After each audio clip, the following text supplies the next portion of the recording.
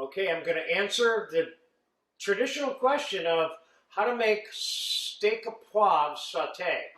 Now, the version, which I think is kind of like the only one, is very traditional French. It includes cracked black peppercorns pressed into the steak, and then the steak is sautéed. Then the pan is deglazed with brandy, which is flamed, and then some brown stock or brown sauce and a splash of cream are put in. It's reduced to sauce consistency and poured over the steak. And we're going to do all that right now. We're going to start with putting a little salt on a New York strip. We're going to use a New York strip, but there's plenty of steaks that you can use for this. This is traditionally kind of done with a New York strip. Now, in the case of this particular lesson, I'm going to press the peppercorns on one half of the steak. Now, you see how that steak is? Now,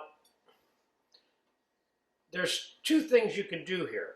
You can do both sides of the steak and have it be twice as peppery, or you can do one side. We're going to do two sides because that would be the most traditional way of doing it. Now, that makes it hotter. Now, here's another way you can make the same steak hotter with the exact same amount of peppercorns as I have right here. And that is, do this 2 or 3 hours before you cook the steak. In other words, coat it with the peppercorns, then put it in the fridge and give it some time to permeate the meat itself, the pepper, before you actually cook the steak. So, we're going to go like that, and we're going to use olive oil because we need something with a little higher tolerance than clarified butter for, number one, the amount of time that we're going to be cooking the steak. It takes longer to cook steak than it does, for example, a small fillet of fish, which is more suitable for using butter. But when you're going to be cooking something for a longer period of time, you need a oil like goose fat, olive oil, duck fat that has a higher tolerance to heat and will last longer. Remember, sautéing something, again, means cook quickly in hot fat. That's the most diverse description of what sauté means. But it varies. Sometimes it's the beginning of the stage of a cooking process. In this case, it's not. So we're going to take a little bit of olive oil and put it in this extremely hot pan that I have. And keep in mind, when I talk about the heat tolerance to the oil, remember what the oil does when you're sautéing something like this. The oil transfers the heat from the hot metal to the food. That's why the oil's in there. There's no other reason for it to be there, see? So, let's put the steak in here. You'll notice we have a smoking hot pan going there. Of course, we have a lesson for you on how to make these cracked black peppercorns if you want to make them yourself, which I did, versus buying them in a supermarket, which is still okay. Not quite as robust, but as the fresh cracked, but still good. So, my preference would be medium rare on a New York strip, so that's the temperature we're going to cook this. A couple of things I want to mention. This whole concept of steak au poivre, or anything au poivre, which means with pepper, and translated from French, can be applied to other kinds of foods. It doesn't have to be steak au poivre. It can be chicken au poivre, or it can be sashimi quality tuna rolled in black peppercorns and grilled and sliced, or it can be a prime rib rolled completely and encrusted in cracked black pepper and roasted. So the au poivre part means it's kind of dedicated to pepper, but this particular name, which is steak au poivre, is very French and very traditional. And it always has the ingredients that we're using, which is brandy, brown stock or demi-glaze or brown sauce, which are all related, and a little bit of heavy cream. So half of it's done. I'm turning it over. And this is truly one of my favorites. I probably have made this preparation right here with a filet or a butt steak, but mainly with a filet or a New York. A couple of hundred times. I've worked in restaurants when I was a kid where I was working the cooking line, and every 5 minutes I got an order for this all night.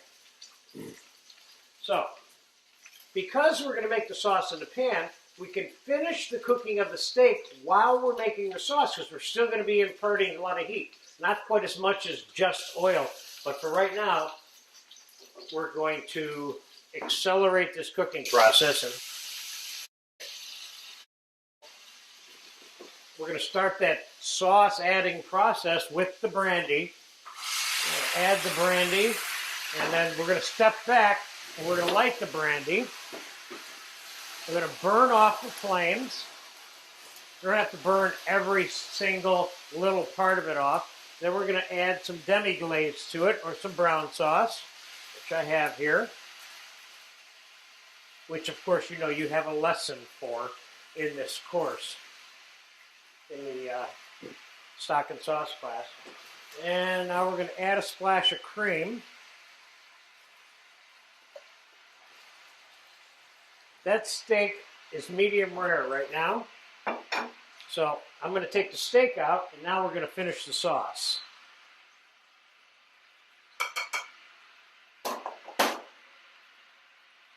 I love this steak.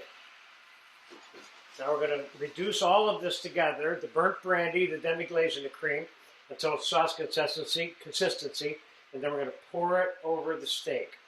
And this dish is traditionally served with the sauce poured right over the top of it.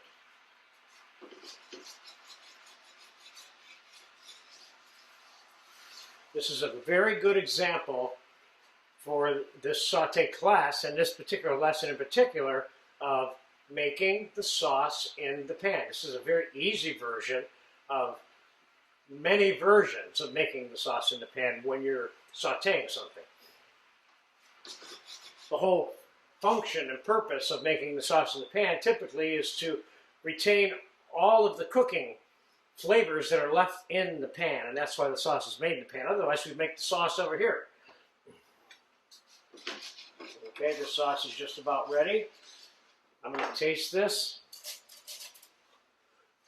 The aroma of the pepper is in the air now.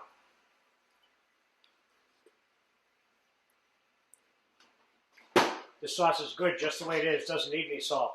Whatever salt was put on that steak got transferred to this sauce. I feel like burning my fingers today.